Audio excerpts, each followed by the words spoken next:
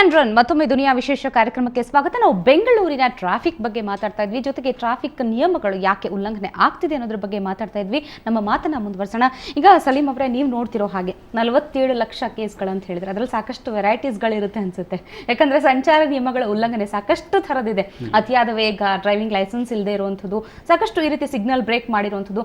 ಯಾವುದು ಹೆಚ್ಚಾಗಿ ಇಲ್ಲಿ ಕಂಡು ಬರುವಂಥದ್ದು? ಡ್ರಂಕ್ ಅಂಡ್ ಡ್ರೈವ್ ಆಗಿರ್ಬೋದು, ಯಾವ್ದು ಹೆಚ್ಚಾಗಿ ಜಾಸ್ತಿ ರಾಂಗ್ ಪಾರ್ಕಿಂಗ್ ಅಂದ್ರೆ ನೋ ಪಾರ್ಕಿಂಗ್ ಜಾಗದಲ್ಲಿ ಮತ್ತು ಫುಟ್ಪಾತ್ ಅಲ್ಲಿ ಪಾರ್ಕಿಂಗ್ ಮಾಡುವಂಥದ್ದು, ಅದು ತುಂಬ ಹೆಚ್ಚಾಗಿ ಕೇಸಸ್ ಹಾಕಿರೋದು. ಸಾಮಾನ್ಯವಾಗಿ 7.5 ಲಕ್ಷ ಕೇಸಸ್ ನಾವು ಬರೀ ರಾಂಗ್ ಪಾರ್ಕಿಂಗ್ ಅಲ್ಲೇ ಇದೆ.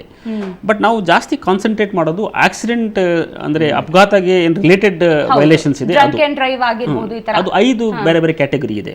ಒಂದು ಡ್ರಂಕ್ ಅಂಡ್ ಡ್ರೈವಿಂಗ್ ಇದೆ, ಎರಡನೇದು ಓವರ್ ಸ್ಪೀಡಿಂಗ್, ಮೂರನೇದು ಡೇಂಜರಸ್ ಡ್ರೈವಿಂಗ್ ಮತ್ತು ರಾಂಗ್ ಓವರ್ ಟೇಕಿಂಗ್ ಮೂರನೇದಿದೆ, ನಾಲ್ಕನೇದು ಹೆಲ್ಮೆಟ್ ಲೆಸ್ ಡ್ರೈವಿಂಗ್ ಅಂದ್ರೆ ಹೆಲ್ಮೆಟ್ ಧರಿಸದೇ ಡ್ರೈವ್ ಮಾಡುವಂಥದ್ದು, ಮತ್ತು 5ನೇದು ಮೊಬೈಲ್ ಫೋನ್ ಯೂಸ್ ಮಾಡಿಕೊಂಡು ಡ್ರೈವ್ ಮಾಡುವಂಥದ್ದು. ಇದು ನಾರ್ಮಲಿ ಇದು ಅಪಘಾತಕ್ಕೆ ಕಾರಣ ಆಗುವಂಥದ್ದು. ಇದ್ರ ಬಗ್ಗೆ ನಾವು ಜಾಸ್ತಿ ಕಾನ್ಸಂಟ್ರೇಟ್ ಮಾಡ್ತೀವಿ. ಯಾಕಂದರೆ ಇದು ಸ್ವಲ್ಪ ನಾವು ಕಡಿವಾಣ ಹಾಕಿದರೆ ಆಕ್ಸಿಡೆಂಟ್ಸ್ ಕಡಿಮೆ ಆಗುತ್ತೆ. ಆ್ಯಂಡ್ ಮೊದಲನೇ ವರ್ಷ ನಾವು ಇಷ್ಟು ಕೇಸಸ್ ಹಾಕಿದ ಮೇಲೆ ಆಕ್ಸಿಡೆಂಟ್ಸ್ ತಾನಾಗಿ ಕಡಿಮೆ ಆಗಾಯಿತು. ಈಗ 2011ನೇ ಇಸ್ವಿನಲ್ಲಿ ನಮ್ಮ ಒಂದು ಲಾಸ್ಟ್ 10 years 10 ವರ್ಷದಲ್ಲಿ ಅತಿ ಕಡಿಮೆ ಆಕ್ಸಿಡೆಂಟ್ಸ್ ಆಗಿರುವಂಥ ವರ್ಷ 2011 ಲಾಸ್ಟ್ ಇಯರ್. ಈ ವರ್ಷನೂ ಸಹ ನಾವು ಅದಕ್ಕಿಂತ ಇನ್ನ ಕಡಿಮೆ ಮಾಡಲಿಕ್ಕೆ ನಾವು ಪ್ರಯತ್ನ ಮಾಡ್ತಾ ಇದ್ದೀವಿ. ಸೊ ದಟ್ ಯಾಕಂದ್ರೆ ಸಾವು ನೋವು ಸ್ವಲ್ಪ ಕಡಿಮೆ ಮಾಡಬೇಕು. ಯಾಕಂದ್ರೆ ಇಡೀ ಪ್ರಪಂಚದಲ್ಲಿ ಸುಮಾರು 1 ಮಿಲಿಯನ್ ಜನ ಪ್ರಾಣ ಕಳ್ಕೊಳ್ತಾರೆ ಪ್ರತಿ ವರ್ಷ. ನಮ್ಮ ದೇಶದಲ್ಲೂ ಸಹ 1ನೇ ವರ್ಷ 1,44,000 ಜನ ಆಕ್ಸಿಡೆಂಟ್ ಇಂದ ತೀರ್ಕೊಂಡಿದ್ದಾರೆ. ಯಾವುದೇ ಒಂದು ಕಾಯಿಲೆಯಿಂದ ಅಥವಾ ಇವನ್ H1N1 ಎಲ್ಲ ಬಂತು, ಅದರಲ್ಲಿ ಮ್ಯಾಕ್ಸಿಮಮ್ ಜನ ಸತ್ತಿರೋದು 10-12 ಜನ ಸತ್ತಿದ್ದಾರೆ ಅಷ್ಟೇ. 1,44,000 ಜನ ಸತ್ತಿದ್ದಾರೆ. ಅದು ಬೆಂಗಳೂರು ನಗರದಲ್ಲಿ ಹಿಂದೆ ಒಂದು 950-970 ಜನ ಸತ್ತೋಗ್ತಾ ಇದ್ರು ಸರಾಸರಿ ಒಂದು ವರ್ಷಕ್ಕೆ. ಬಟ್ 1ನೇ ವರ್ಷ ಕೇವಲ 757 ಜನ ಸತ್ತಿದ್ದಾರೆ. ಅಂದ್ರೆ ತುಂಬಾ ಕಡಿಮೆ ಆಗಿದೆ, 25% ಅಷ್ಟು ಕಡಿಮೆ ಆಗಿದೆ. ನಾವು ಪ್ರಯತ್ನ ಮಾಡ್ತಾ ಇದೀವಿ ಈ ವರ್ಷನೂ ಸಹ ಇನ್ನ ಕಡಿಮೆ ಮಾಡಬೇಕು ಅಂತ. ಯಾವಾಗ ಆಗುತ್ತೆ ಅಂದ್ರೆ ನಾವು ಈ ಏನು ಮೇನ್ ವೈಲೇಷನ್ಸ್ ಅಂದ್ರೆ ಈ ಆಕ್ಸಿಡೆಂಟ್ ಸಂಬಂಧಪಟ್ಟಂತೆ ಇರುವಂತಹ ವೈಲೇಷನ್ಸ್ ಏನಿದೆ ಅದ್ರ ಬಗ್ಗೆ ಸ್ವಲ್ಪ ಜಾಸ್ತಿ ಕಾನ್ಸಂಟ್ರೇಟ್ ಮಾಡಬೇಕು, ಜಾಸ್ತಿ ಕಠಿಣ ಕ್ರಮಗಳನ್ನು ತಗೋಬೇಕು. ಸೊ ಈಗ ಏನೇನು ಶಿಕ್ಷೆಗಳಿದೆ ಅಂತ ಹೇಳ್ತೀರಿ? ಯಾವ್ಯಾವ ಥರದಕ್ಕೆ ರೂಲ್ಸ್ ಬ್ರೇಕ್ ಮಾಡೋದಕ್ಕೆ ಯಾವ್ಯಾವ ಥರ ಇಲ್ಲಿ ಶಿಕ್ಷೆಗಳಿದೆ, ಪನಿಷ್ಮೆಂಟ್ಸ್ ಇದೆ? ಈಗ ಏನಾಗಿತ್ತು, ಮುಂಚೆ ಎಲ್ಲಾ ವೈಲೇಷನ್ಸ್ಗೆ ಬರೀ 100 ರೂಪಾಯಿ ಫೈನ್ ಹಾಕಿ ಕಳಿಸುವಂತ ಪದ್ಧತಿ ತುಂಬಾ ಈಸಿ ಆಗ್ಬಿಟ್ಟಿತ್ತು ಅವ್ರಿಗೆ. 100 ರೂಪಾಯಿ ಅಲ್ವಾ, ಕೊಟ್ಟು ಹೋಗೋಣ ಬಿಡು ಅನ್ನೋ ತರ. ಬಟ್ ಈಗ ಏನ್ ಮಾಡ್ತಾ ಇದೀವಿ, ಸ್ವಲ್ಪ ಬದಲಾವಣೆ ಆಗಿದೆ. ಈಗ ಡ್ರಂಕ್ ಅಂಡ್ ಡ್ರೈವಿಂಗ್ ಅಂತೂ ಫೈನ್ ನಾವು ತಗೊಳ್ಳೋದಿಲ್ಲ. ಈಗ ಏನಿದ್ರು ಅವರು ಕಡ್ಡಾಯವಾಗಿ ಕೋರ್ಟ್ ಅಟೆಂಡ್ ಮಾಡಬೇಕು. ಕೋರ್ಟ್ ಅಲ್ಲಿ ಅವರು ತಮ್ಮ ಕೇಸ್ ನ ಇತ್ಯರ್ಥ ಪಡಿಸ್ಕೊಂಡ್ ಬರಬೇಕು. ಡ್ರಂಕ್ ಅಂಡ್ ಡ್ರೈವ್ ಮೊದಲನೇ ಬಾರಿ ಸಿಕ್ಕರೆ ಈಗ ಅವರು ಡೈರೆಕ್ಟ್ ಕೋರ್ಟ್ಗೆ ಹೋಗಬೇಕು. ಎರಡನೇ ಬಾರಿ ಸಿಕ್ಕಿದ್ರೆ ಕೋರ್ಟ್ ಹೋಗಿ ಅಲ್ಲಿ ನಾವು ಡ್ರೈವಿಂಗ್ ಲೈಸೆನ್ಸ್ ಸಹ ಕ್ಯಾನ್ಸಲ್ ಆಗುತ್ತೆ. ಡ್ರೈವಿಂಗ್ ಲೈಸೆನ್ಸ್ ಕ್ಯಾನ್ಸಲ್ ಆಗ್ಬಿಡ್ತದೆ. ಆಮೇಲೆ ಹೊಸದಾಗಿ ಮತ್ತೆ ಅಪ್ಲೈ ಮಾಡಬೇಕು. ಹೊಸದಾಗಿ ತಗೊಳ್ಳೋಕೆ ಬರೋದಿಲ್ಲ. ಯಾಕಂದ್ರೆ ಒಂದ್ಸತಿ ಡ್ರೈವಿಂಗ್ ಲೈಸೆನ್ಸ್ ಕ್ಯಾನ್ಸಲ್ ಆಯ್ತು ಅಂದ್ರೆ ಅದು ಒಂದು ಬ್ಲಾಕ್ ಮಾರ್ಕ್ ಅವ್ರ ಮೇಲೆ. ಹೌದು. ಸೊ ಅವ್ರು ಮತ್ತೆ ಅದೇ RTO ನಲ್ಲಿ ಅದು ಡ್ರೈವಿಂಗ್ ಲೈಸೆನ್ಸ್ ಸಿಗೋದಿಲ್ಲ ಅವರಿಗೆ. ಇದು ನಿಜಕ್ಕೂ ಕಠಿಣ ಕ್ರಮ ಅನ್ಸುತ್ತೆ. ಏನಂತೀರಿ? ತುಂಬಾ ಖುಷಿ ಆಗುತ್ತೆ. ನನಗೇನ್ ಅನ್ಸುತ್ತೆ ಅಂದ್ರೆ, ಈಗ ನಿಮ್ಮ ಕಾರ್ಯಕ್ರಮ ನೋಡ್ತಾ ಇರೋರು ಆಗ್ಲೇ ಎಲ್ಲರೂ ಒಂದ್ ಸ್ವಲ್ಪ ಎಚ್ಚರ ಆಗಿರ್ತಾರೆ ಅಂತ. ಯಾಕಂದ್ರೆ ಸರ್ ಇಷ್ಟು ಕಡಾಖಂಡಿತವಾಗಿ ಹೇಳಾದ್ಮೇಲೆ ಒಂದು ಬಾರಿ ಸಿಕ್ಕ ಮೇಲೆ ಸೀದಾ ಕೋರ್ಟ್ಗೆ ಹೋಗ್ಬೇಕು.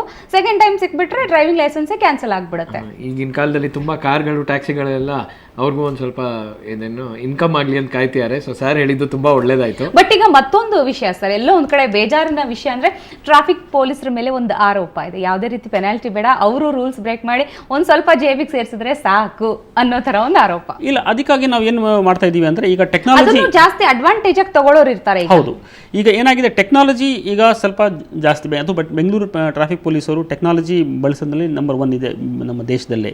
ಇವತ್ತು ನಾವು ಏನ್ ಮಾಡ್ತಾ ಇದೀವಿ, 50% ಕೇಸಸ್ ಅಂದ್ರೆ 100 ಕೇಸ್ ನಾವು ಹಾಕಿದ್ರೆ ಅದ್ರಲ್ಲಿ 50 ಕೇಸು ಕಾಂಟ್ಯಾಕ್ಟ್ ಲೆಸ್ ಕೇಸ್ ಅಂತ ಹೇಳ್ತೀವಿ. ಕಾಂಟ್ಯಾಕ್ಟ್ ಲೆಸ್ ಅಂದ್ರೆ ಅವಾಗ ಯಾರು ಉಲ್ಲಂಘನೆ ಮಾಡ್ತಾರೆ ಅವರಿಗೆ ಮತ್ತು ಟ್ರಾಫಿಕ್ ಆಫೀಸರ್ಗಳಿಗೆ ಯಾವುದು ಸಂಪರ್ಕನೇ ಇರೋದಿಲ್ಲ. ನಾವೇನ್ ಮಾಡ್ತಾ ಇದೀವಿ, ಈಗ ನಮ್ಮಲ್ಲಿ ಎನ್ಫೋರ್ಸ್ಮೆಂಟ್ ಕ್ಯಾಮರಾಗಳಿದೆ, ಮತ್ತೆ ಜೊತೆಗೆ ಸರ್ವೇಲೆನ್ಸ್ ಕ್ಯಾಮರಾ ಇದೆ. ಹಾಗೇನೆ ಪ್ರತಿ ಜಂಕ್ಷನ್ಗಳಲ್ಲೂ ಸಹ ನಾವು ಈಗ ಡಿಜಿಟಲ್ ಕ್ಯಾಮರಾಸ್ ಕೊಟ್ಟಿದ್ದೀವಿ. ಅದು ಬರೀ ಶೂಟ್ ಮಾಡ್ತಾರೆ, ಅಂದ್ರೆ ಯಾವುದೇ ವೈಲೇಷನ್ ಆದ್ರೆ ಅದು ಶೂಟ್ ಮಾಡ್ಕೊಂತಾರೆ. ಅದು ಆಟೋಮೆಟಿಕ್ ಆಗಿ ನಮ್ಮ ಸರ್ವರ್ಗೆ ಹೋಗುತ್ತೆ. ಆ ಸರ್ವರ್ ಇಂದ ಅವ್ರಿಗೆ ಮನೆಗೆ ಯಾರು ವಾಹನ ಓನರ್ ಇದ್ದಾರೆ ಅವ್ರ ಅಡ್ರೆಸ್ಗೆ ನೋಟಿಸ್ ಹೋಗುತ್ತೆ. ಈ ರೀತಿ ನಾವು ಇವತ್ತು 50% ಕೇಸಸ್ ನಾವು ಅದೇ ರೀತಿ ಹಾಕ್ತಾ ಇದೀವಿ. ಅಂದ್ರೆ ಕಾಂಟ್ಯಾಕ್ಟ್ ಲೆಸ್ ಅಂದ್ರೆ ಕಾಂಟ್ಯಾಕ್ಟ್ ಇರೋದಿಲ್ಲ ಆಫೀಸರ್ಗೂ ಮತ್ತು ಯಾರು ವೈಲೇಟ್ ಮಾಡ್ತಾರೆ ಅವ್ರಿಗೆ.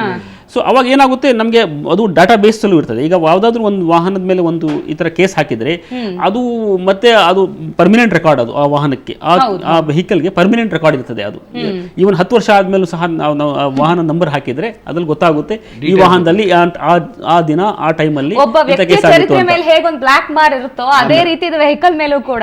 ಇದು ಒಳ್ಳೆ ಸ್ಕೂಲಲ್ಲಿ ನಮ್ಗೆ 3ನೇ ಸ್ಟ್ಯಾಂಡರ್ಡ್ ಅಲ್ಲಿ ಏನ್ ಬಂತು ಅಂತ 7ನೇ ಸ್ಟ್ಯಾಂಡರ್ಡ್ ತನಕ ಹೆದರಿಕೆ ಇತ್ತಲ್ಲ, ಆ ತರ ಇರ್ಬೇಕು.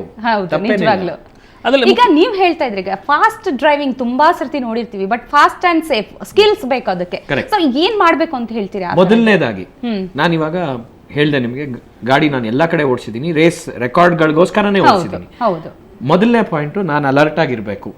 2ನೇ ಪಾಯಿಂಟ್, ಈ ಕ್ಷಣ by any chance, by at any cost ನನಗೆ ಆಕ್ಸಿಡೆಂಟ್ ಆಗಬಾರ್ದು. ಹಂಗಂದ್ರೆ ಏನು ಸರ್ ಹೇಳ್ತಿದ್ರಲ್ಲ, ಕಂಪ್ಲೀಟ್ ಕಂಟ್ರೋಲ್ ಇರ್ಬೇಕು ನಮ್ಗೆ ಬೈಕ್ ಮೇಲೆ. 3ನೇದಾಗಿ ನಾವು ಆಂಟಿಸಿಪೇಟ್ ಮಾಡಬೇಕು. If you are a good rider, ನೀವು ಒಳ್ಳೆ ರೈಡರ್ಸ್ ನ ನೋಡಿ, ಯಾವತ್ತೂ ಅವ್ರಿಗೆ ಏಟು ಬಿದ್ರೆ ಇಷ್ಟರಲ್ಲೇ ಬೀಳತ್ತೆ, below the elbow and below the knees. ಯಾಕೆ ಅಂದ್ರೆ ಅವರು ಆ ಇದ್ರಲ್ಲೇ, ನಾವು ಯಾವತ್ತೂ ಒಳ್ಳೆ ರೈಡರ್ಸ್ ಇಲ್ಲಿ ಮಕ್ಕ ಗಿಕ್ಕಕ್ಕೆಲ್ಲ ಗಾಯ ಮಾಡ್ಕೊಂಡು ಬರಲ್ಲ. ಯಾಕೆ ಅಂದ್ರೆ ಅವರು ಸ್ಕಿಲ್ ಬೇಸ್ಡ್ ರೈಡಿಂಗ್ ಮಾಡ್ತಾರೆ, ಅಷ್ಟರ ಮಟ್ಟಿಗೆ ಪ್ರೊಟೆಕ್ಟಿವ್ ಆಗಿರೋದಕ್ಕೆ ಗೊತ್ತಾಗಿರುತ್ತೆ. ಕರೆಕ್ಟ್. ಆಮೇಲೆ ಇನ್ನೊಂದೇನ್ ಗೊತ್ತಾ, ಅವ್ರು ಯಾವಾಗ್ಲೂ they have to be in control at any given point of time. ನಾ 100 ಸ್ಪೀಡಲ್ಲಿ ಹೋದ್ರು 20 ಅಡಿಲಿ ನನಗೆ ಬ್ರೇಕ್ ಹಾಕಕ್ ಬರುತ್ತೆ. ಯಾರಿಗೂ ತೊಂದರೆ ಮಾಡ್ದಂಗೆ, ಒಂದು ಮಗು ಓಡ್ ಬಂದ್ರು ನಾನು ಬ್ರೇಕ್ ಹಾಕೋ ಒಂದು ಕೆಪಾಸಿಟಿ ಇಟ್ಕೋಬೇಕು. ಆ ತರ ಕಲಿತಾ ಇದಾರೆ ಮಕ್ಳು ಈಗಿನ ಕಾಲದಲ್ಲಿ. ಅವ್ರಿಗೇನು, ನಾನು ರೇಸಲ್ಲಿ ಹೋಗಲ್ಲ, ಗೊತ್ತಲ್ಲ ನಿಮ್ಗೆ, ನಾನು ಬರೀ ಟೈಮ್ ಬೇಸ್ಡ್ ರೆಕಾರ್ಡ್ ಮಾಡ್ತೀನಿ ಸರ್. ಯಾಕೆ ನಾನು ಟೈಮ್ಗೆ ವಿರುದ್ಧವಾಗಿ ನಾನು ರೆಕಾರ್ಡ್ ಮಾಡ್ತೀನಿ, ಬೇರೆಯವ್ರ ಜೊತೆ ಮಾಡಲ್ಲ. ಯಾಕೆ ಅಂದ್ರೆ ಅವನು ಇನ್ ಎಡಿಕ್ವೆಸಿಯಿಂದ ನಾನು ಯಾಕೆ. ಹೌದೀಗ ಹೆಚ್ಚಾಗಿ ಈಗ ಬೆಂಗಳೂರಲ್ಲಿ ಆಕ್ಸಿಡೆಂಟ್ಗಳು ಹೇಳ್ತಿರೋವಾಗ ನಾನ್ ಸರಿಯಾಗಿ ಓಡಿಸ್ತಾ ಇದ್ದೆ, ಪಕ್ಕದವ್ರು ಬಂದ್ರು ಈ ರೀತಿ ಓವರ್ಟೇಕ್ ಮಾಡಿದ್ರು, ಇಂಥದ್ದೇ ಜಾಸ್ತಿ ಇರುತ್ತೆ. ಸೊ ಇದನ್ನ ಹೇಗೆ ಓವರ್ಕಮ್ ಮಾಡಬೇಕು ಅಂತ? ಅದು ಡಿಫೆನ್ಸಿವ್ ಡ್ರೈವಿಂಗ್ ಅಂತ ಒಂದು ಹೇಳ್ತೀವಿ. ಅದು ಡಿಫೆನ್ಸಿವ್ ಡ್ರೈವಿಂಗ್ ಟೆಕ್ನಿಕ್ ಇದೆಯಲ್ಲ, ಅದು ಬಹಳ ಮುಖ್ಯ.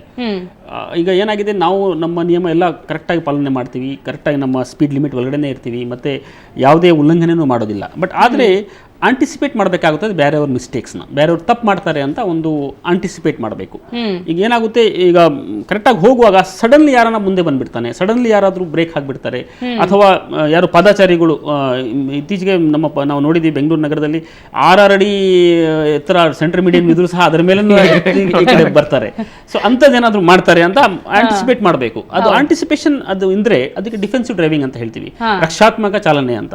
ಅದು ಮುಂಚೆನೆ ಅವಾಗ ನಮ್ಗೆ ಅವಾಯ್ಡ್ ಮಾಡ್ಲಿಕ್ಕೆ ಈಸಿ ಆಗುತ್ತೆ. ಯಾಕಂದ್ರೆ ನಮಗೆ ಮೈಂಡ್ ಅಲ್ಲಿ ಇರ್ತದೆ, ಏನೋ ಒಂದು ಆಗುತ್ತೆ, ಏನೋ ಬೇರೆಯವ್ರು ಮಾಡ್ತಾನೆ, ತಪ್ಪು ಮಾಡ್ತಾನೆ ಅವನು ಅಂತ. ಈಗ ಹೈವೇನಲ್ಲಿ ಹೋಗುವಾಗ ಮುಂದೆ ಅದನ್ನು ವಾಹನ ಹೋಗ್ತಾ ಇದ್ರೆ ನಮ್ಮ ಮೈಂಡ್ ಅಲ್ಲಿ ಏನಿರಬೇಕು ಅಂದ್ರೆ ಏನೋ ಒಂದು ತಪ್ಪು ಮಾಡ್ತಾನೆ ಅವನು ಅಂತ, ನಾನು ಎಚ್ಚರಿಕೆ ಆಗಿರ್ಬೇಕು ಅಂತ. ಅವನ ತಪ್ಪಿಂದ ನಾನು ಬೆಲೆ ಕೊಡಬಾರ್ದು, ಅದಕ್ಕೆ ಅಂದ್ರೆ ನಾನು ವಿಕ್ಟಿಮ್ ಆಗಬಾರ್ದು. ಅದು ಡಿಫೆನ್ಸಿವ್ ಡ್ರೈವಿಂಗ್. ನಾನು ಮತ್ತಷ್ಟು ಮಾತಾಡ್ತೀನಿ. ನಿಜಕ್ಕೂ ಇದುವರೆಗೂ ನಾವು ಅಂಕಿ ಸಂಖ್ಯೆಗಳ ಪ್ರಕಾರ ಮಾತಾಡ್ತಾ ಇದ್ವಿ, ಜೊತೆಗೆ ಯಾವ ರೀತಿ ಫಾಸ್ಟ್ ಅಂಡ್ ಸೇಫ್ ಡ್ರೈವಿಂಗ್ ಬಗ್ಗೆ ಮಾತಾಡ್ತಾ ಇದ್ವಿ. ಆದ್ರೆ ಇಲ್ಲಿ ಒಂದು ಸರ್ವೆ ಪ್ರಕಾರ ಹೇಳ್ತಿರೋದಂದ್ರೆ ಹೆಚ್ಚಾಗಿ ಯಂಗ್ಸ್ಟರ್ಸ್ ಅಂದ್ರೆ ಯುವಕರ ಈ ರೀತಿ ಸಂಚಾರಿ ನಿಯಮಗಳನ್ನ ಉಲ್ಲಂಘನೆ ಮಾಡ್ತಿರೋದು. ಹಾಗಾದ್ರೆ ಯಾಕೆ, ಯುವಕರ ಮನಸ್ಥಿತಿ ಹೇಗಿರುತ್ತೆ, ಇದ್ರ ಬಗ್ಗೆ ಕೂಡ ಮಾತಾಡೋಣ. ನಮ್ಮ ಜೊತೆ ಮನಃಶಾಸ್ತ್ರಜ್ಞ ಡಾಕ್ಟರ್ ರಘು ಕೂಡ ಜಾಯ್ನ್ ಆಗ್ತಾರೆ. ಅದಕ್ಕೂ ಮೊದಲು ಒಂದು ಸಣ್ಣ ವಿರಾಮ.